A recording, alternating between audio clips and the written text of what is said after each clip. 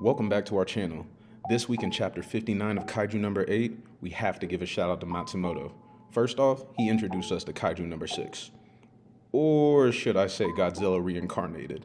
Second, we got to see another awesome shot of Kikoru's mom going into battle. And lastly, because of Captain Ogata plucking his nose? What's up, YouTube? It's your boy Dalton, aka the Sly Senpai, here to bring you chapter 59 review of Kaiju number 8.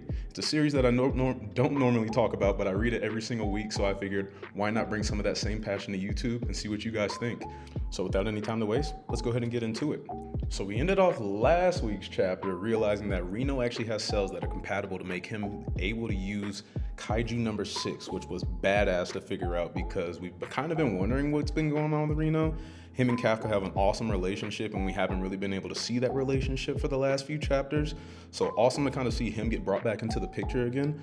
But fast forwarding to chapter 59, which we're going to talk about this week, we immediately get back into the heat of things, seeing an awesome still shot of Kikoru's mom looking badass standing over this kind of horizon bridge, looking at Kaiju number 6 walking into the city that they're about to protect. Now, while her mom's looking over the horizon and kind of looking at this Kaiju number 6, she also goes on to say that this is the king of Kaiju. And I also want to point out that if you look at the weapon on the back of Kikoru's mom's back, it looks very similar to the weapon that Kikoru is using now. I have to imagine that Kikoru is not yet strong enough to use that weapon, but moving forward, it will be very interesting to see whether or not she uses that same exact weapon as her mom. So once we get done with that flashback, we come back to present tense and we're sitting down with Captain Ogata and we get some pretty funny panels with him. We see one of him drinking while he's on the job. We get another one of him plucking his nose hairs, not doing what his secretary thinks he should be doing, but really he is thinking about what he needs to be thinking about, which is the possible invasion of the Kaiju number 9. Now, we learned a couple chapters ago that our best chance of fighting off the invasion from Kaiju number 9 is to prepare our success factors. Our success factors are things that Kaiju number 9 can't be ready for. These are things that he can't already know or predict based off of absorbing the Director General. Now, one of these success factors, or SFs if you want to call it that for short, is going to be Reno actually getting to weaponize the Kaiju 6. In the chapter, Captain Ogata goes on to say, not only did Kaiju number 6 boast combat abilities at a fortitude level of 9.6, it also incited a massive cataclysm after mounting an attack with several Honju class threats in tow. Sheesh. Now let's stop for a second. So, Kaiju number 6 has a fortitude level of 9.6. We know that Kafka has a fortitude level, the highest that we've seen so far, at a 9.8. And then technically Kaiju number 9 is at an 8.5, but after he absorbed the Director General and now technically has Kaiju number 2 with him as well, there's no way that he's an 8.5. I honestly think that he has to be a 9.9. I don't know what a 10.0 Kaiju is, but he's all but that. Not only that, but if we think back few chapters ago, I think it was chapter 53, I mean, freaking Kaiju number 9 was taking on Kafka in his Kaiju state as well as Captain Naromi at the same time. So if he's taking on two of the strongest military mights that we have, who's to say that this man really ain't a 10.0? Ogata goes on to say that Kaiju number 6 is actually remembered by the people as a symbol of despair, and now they're trying to push this same symbol onto a teenager, which is something that'll definitely come up later on in the story, I think.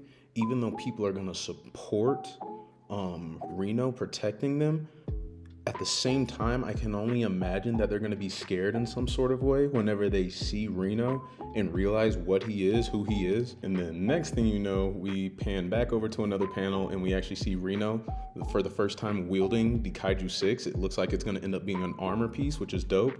He has like one in each arm, almost kind of looks like the Director General's Kaiju number 2 suit that he wore. So it'd be cool to kind of see what that actually ends up being whenever he has the full thing on. But out in person, Reno's like, what? I get to use Kaiju 6? But you know in his head, he's like...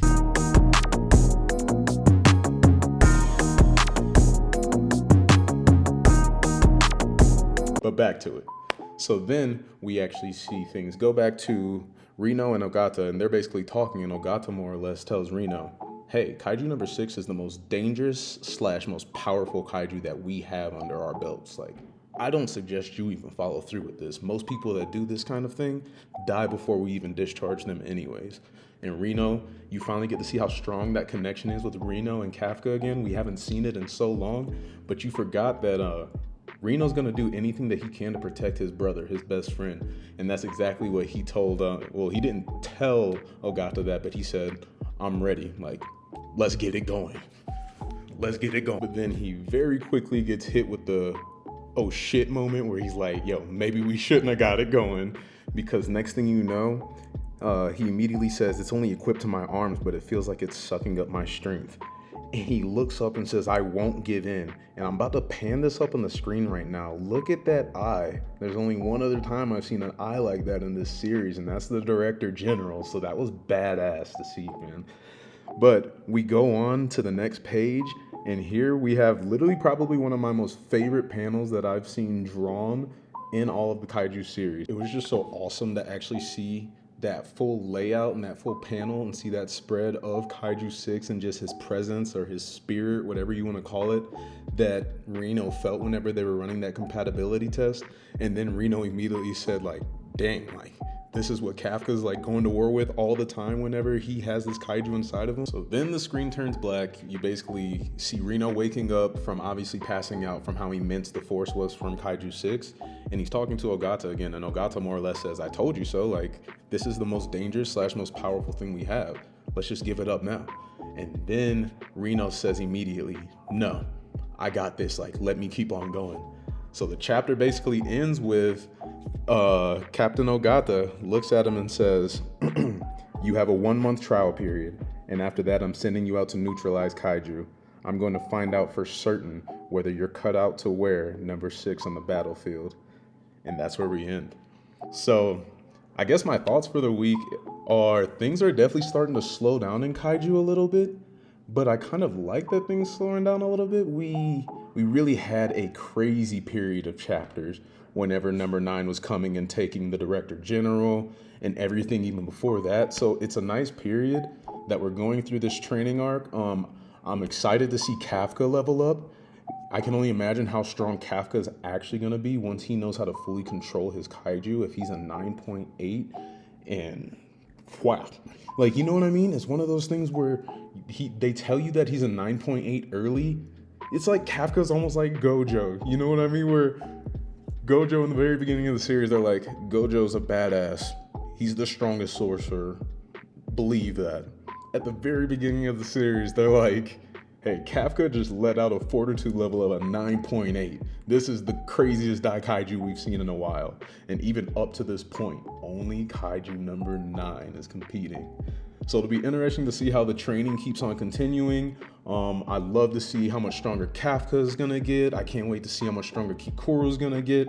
But until then, I don't got nothing else to say, man. I'm out of here.